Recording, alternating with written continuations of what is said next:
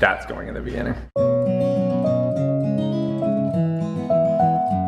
Hi, we're Jeff and Joan Stanford of the Stanford Inn. Hi. Joan runs most of the inn and I oversee the kitchen. So this week we're demonstrating barbecue sauce.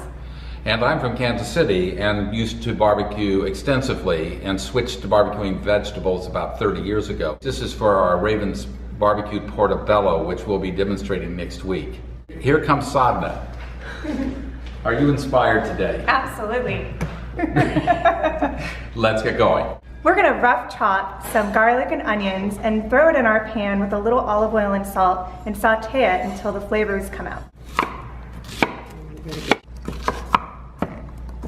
So a way to minimize oil is to start with a hot pan, pour a little bit of oil into your pan, then swirl that oil around, and that excess you're gonna pour off. We're going to place the garlic and onion into the pot with a little bit of salt, and then start cooking it so the flavors come out. On medium heat, saute the garlic and onion until it's brown.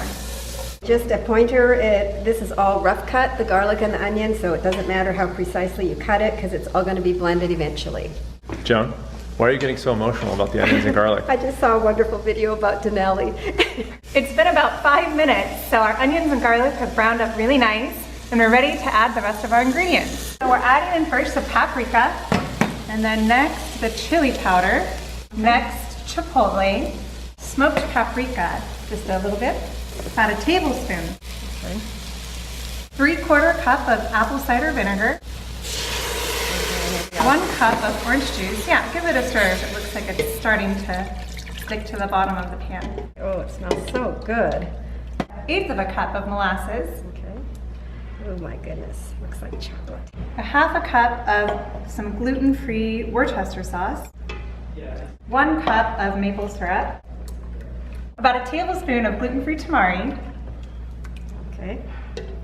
and 1.5 cups of tomato paste. Everything's in there, Sadhana. Great, so we're gonna wait for that to cook down about 10 minutes, let it come to a simmer. The ingredients are going to consolidate, the flavor is gonna come out, and then we'll blend it. Doesn't it look gorgeous? Smells so good. So now we're ready to blend this up. It's been about 15 to 20 minutes, reducing on the stove over medium heat. We're gonna use a blender on a very low speed or flicker it because it's still hot, so we don't want it to explode.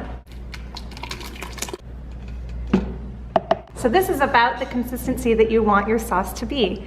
See, it's thickened a little bit. To prevent explosion or leakage, put a towel on top and flicker the blender so it doesn't go everywhere. Starting at a low speed and then gradually increasing that speed. You know watch blender never blends. We've blended it thoroughly, and as you can see, it's pretty darn thick. We're gonna put that back in the pan, taste it, and see if it needs to cook any longer, and additionally add some water to it if we need to thin it down at all. So the consistency looks great. Let's taste it and see if we need to add anything like salt. It's great. It's a tiny bit spicy, and I can still taste the apple cider vinegar a little bit. Let's add some water, maybe a little bit of salt, Okay. and at the end, if we need to, we'll add a little more maple syrup. We're gonna taste again to see if we need to adjust for anything else. Perfect. Perfect. Yeah, we're gonna. So now it's time to taste. And we thought it would be good on grilled zucchini.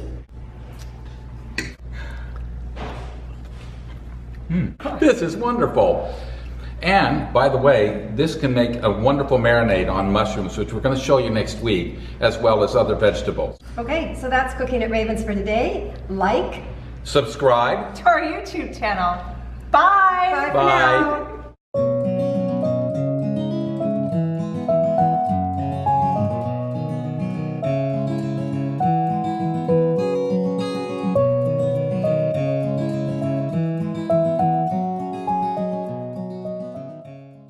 Who's a good dog? Who's a good dog?